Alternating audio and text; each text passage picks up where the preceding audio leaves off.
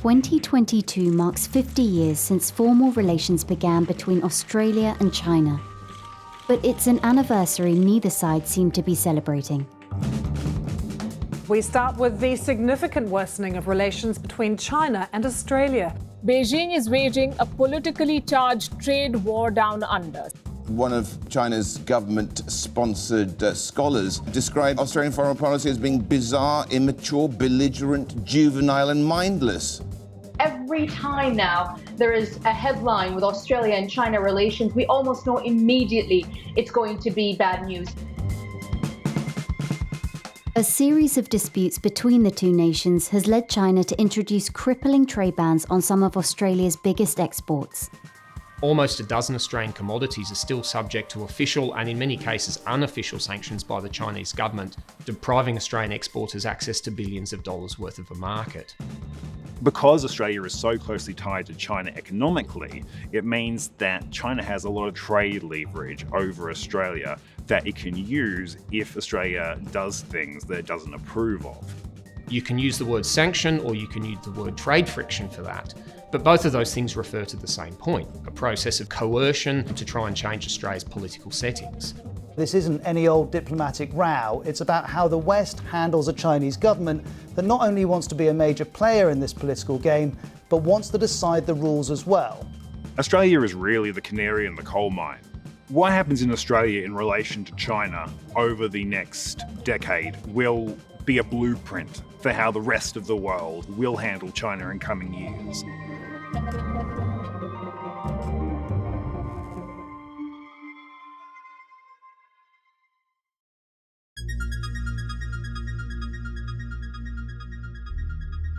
Much of China's economic miracle since the 1980s has been driven by industrialisation. Building roads, buildings, machinery and factories, all of which requires steel. And to make steel you need two ingredients, iron ore for the iron content and metallurgical coal to provide the energy in the blast furnace. Australia is the world's preeminent export supplier of both of those commodities. This was initially the basis for the relationship starting in the 1980s, but really gathered steam during the mid-2000s as China's heavier stage of industrialisation took off.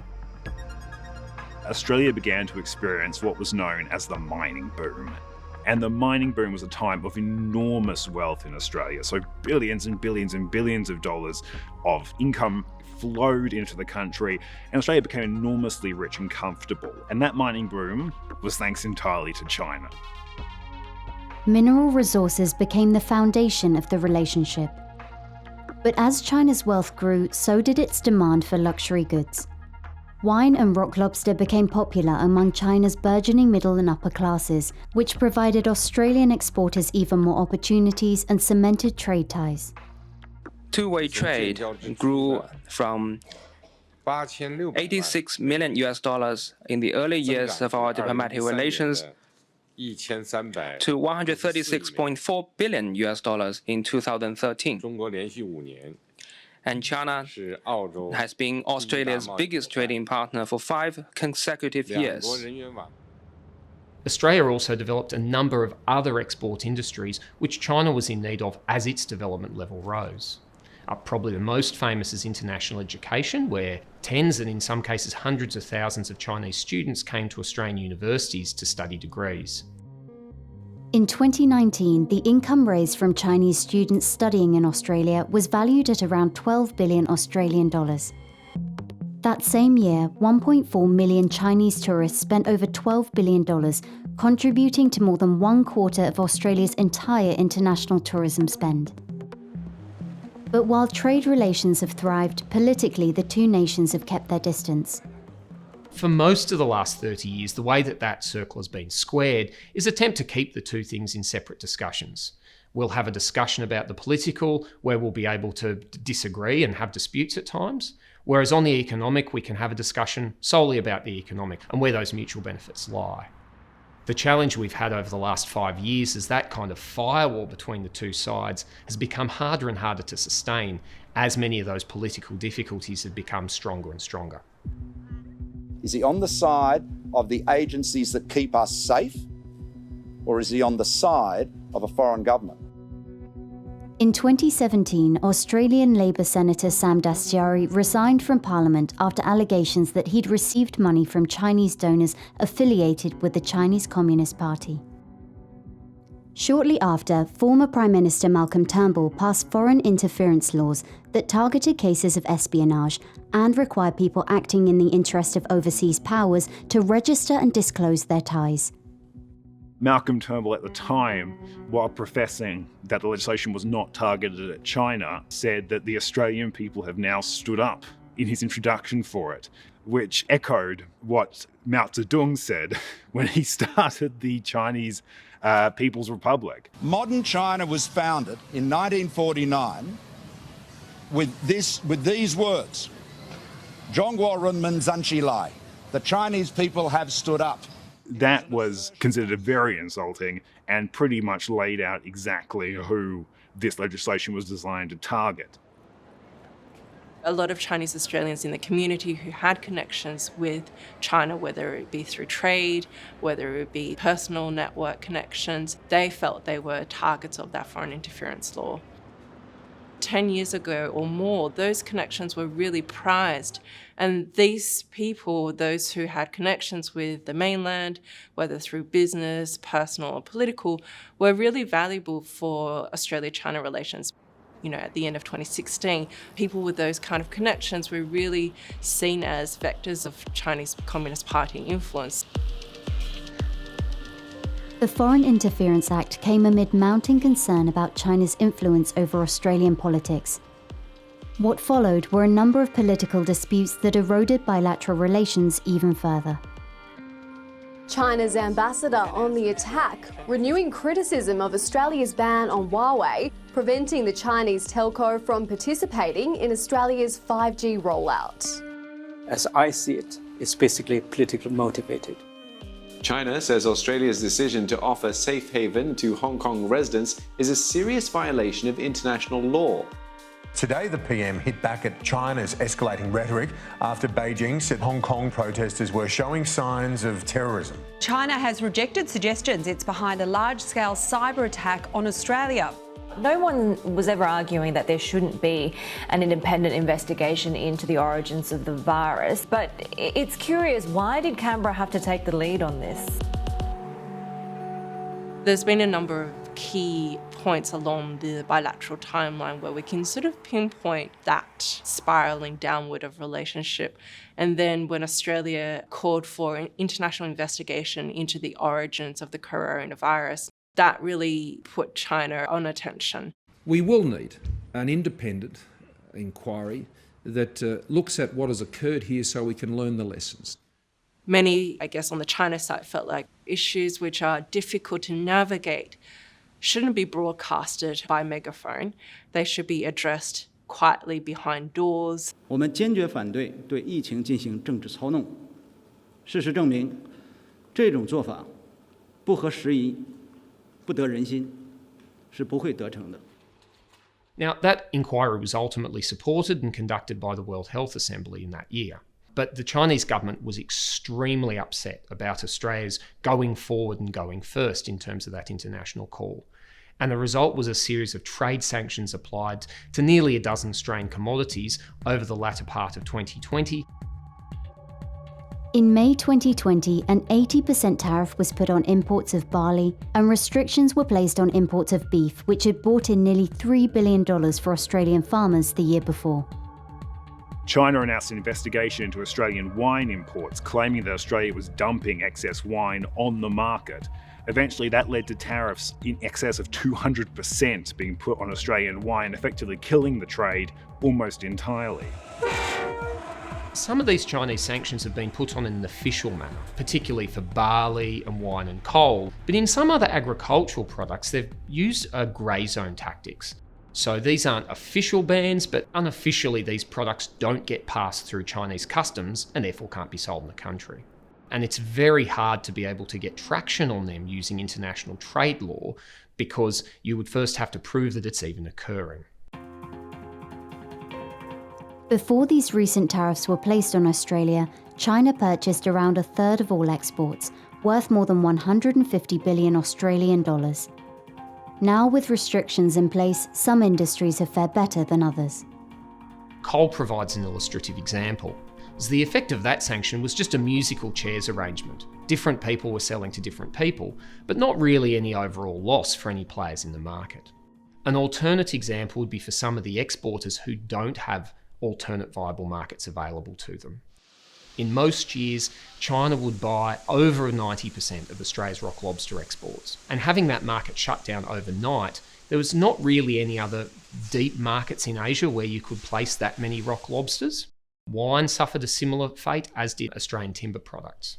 So the effects ranged from mild to negligible to very catastrophic for other small industries as well.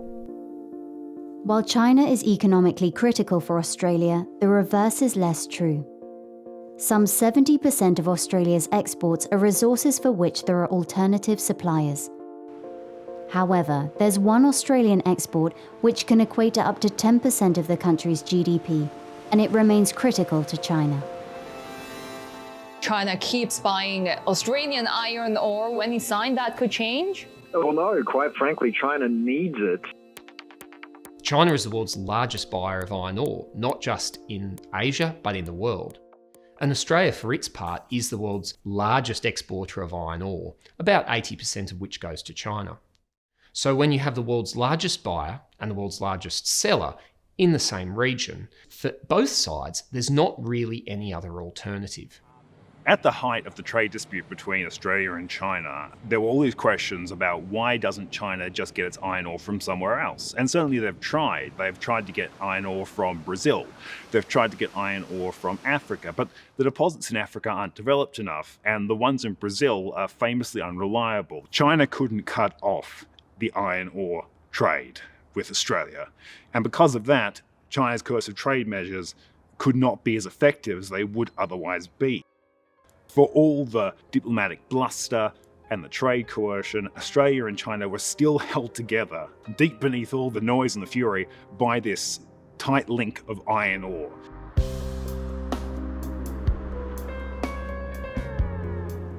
While the iron ore sector kept some form of trade ties intact, the diplomatic side of the relationship broke down. For 2 years, there were no high-level discussions between the countries. Australia said it tried to reach out to its ministerial counterparts in China and it just wouldn't get a response, which at some levels is frustrating, for instance on trade relations, on foreign relations, and in some cases is dangerous when it comes to things like defence and military, especially as Australia was still running operations in the South China Sea and in waters not too far away from China itself. So effectively for 2 years, Australia and China didn't have diplomatic relations at a high level. And that coincided with the rise of wolf warrior diplomacy in China, which meant that instead of talking, there was a lot of yelling from Beijing directed at Australia. On the other side, however, you then had the Morrison government, who were very much hyping up the threat from China. They were talking a lot about the drums of war beating in Asia and comparing the current times to the late 1930s before World War II. That kind of strident rhetoric under the previous government really didn't sit well with their Chinese counterparts in Beijing. It didn't give them any sense of space into navigating those delicate and complex international issues. 澳大利亚国内一些人固守冷战思维和意识形态偏见，更多的是中国发展为威胁。 But again, I think, China has some blame to bear in the state of bilateral relations. Its issuing of those 14 grievances really puts Australia in a difficult spot. One piece of paper, 14 points, a diplomatic shot from Beijing and Canberra that's been heard around the world. In November 2020, a list was leaked to the Australian media, allegedly from the Chinese government, containing 14 grievances that would need to be addressed before a trading relationship could resume. The list included restricting free media and preventing parliamentarians from speaking out against China. The problem with the 14 grievances is that they put Australia and China in a very difficult position, because Australia couldn't do any of them, because if it did them, it would be seen as giving up a lot of its democracy and its free speech to appease China. And China couldn't give up on them because they presented them to Australia in the first place. It ended up being a bit of a hole which neither side could dig themselves out of. The Chinese ambassador to Australia has since said the 14 points were misinterpreted. Eventually, the concerns were being reported in a twisted way as the so-called preconditions, as demands. This is natural. That's natural. Heightened political rhetoric was amplified on both sides. The result was a polarization of public opinion and communities caught in the crossfire. The consequence of that not being specific and not being targeted in talking about, what aspects of China are we talking about? Are we talking about the government? Are we talking about the Communist Party? Chinese Australians got caught in that middle of that change and that reassessment. What happens in that sort of looking top down is you miss the granular and the more complex issues that arise from community and social side of things, and that is, discrimination and racism being perpetrated because of the state of bilateral relations. And I think the first and second year of the Being Chinese in Australia survey really showed one of that consequences, and that was, high rates of discrimination and threats to Chinese Australians' physical safety. Since Anthony Albanese's Labour Party won a national election in May 2022, leaders from both countries have signalled that they want to ease the tensions of recent years. Since Albanese actually came to power, we've seen a far more subtle shift in how his government is handling the relationship with China. They seem to be doing two things at once. So on one hand, they are maintaining that line. They are speaking up on human rights. On the other hand, they are very carefully exploring how they can improve relations with the Chinese government. We've seen the first high-level diplomatic contact between Australia and China in years. But mending relations has not been without its challenges. A new security deal signed between the Solomon Islands and China in April 2022 has officials worried that it could pave the way for a Chinese naval base in the Pacific. It also raised concerns beyond just the APAC region. It was a shockwave to the US and Australia, and it meant that they then rushed back out to the Pacific to try and repair relations that they, hadn't really known were broken in the first place. And so now the Pacific has become an incredibly important part of the global strategic contest between the US and China. The regional dynamics have shifted. China has indicated its strategic ambitions in the Indo-Pacific, and that really, complicates a lot of things for the Australia-China relations. I would suspect that you can have cordial trade relations, but disagree on a lot of other international issues, whether it be security in the Indo-Pacific. But I guess it all comes back to, where can the two countries find common points of agreement and work on those? And can the two countries agree to disagree on various issues? What we've seen recently is the greatest power shift in modern history across the Pacific from the US to China. We no longer have the comfort of a world that's dominated by the US, with whose values and political system we largely share. Australia is often described as being on the front lines of the international debate over how to handle the rise of China. The question is whether or not Australia can have a trade relationship with China again, but a strategic relationship that's far more focused on the US. Can Australia want different things for the region that maybe go against what China wants and still live peacefully, coexist with China? These are the questions that are going to be asked for years to come.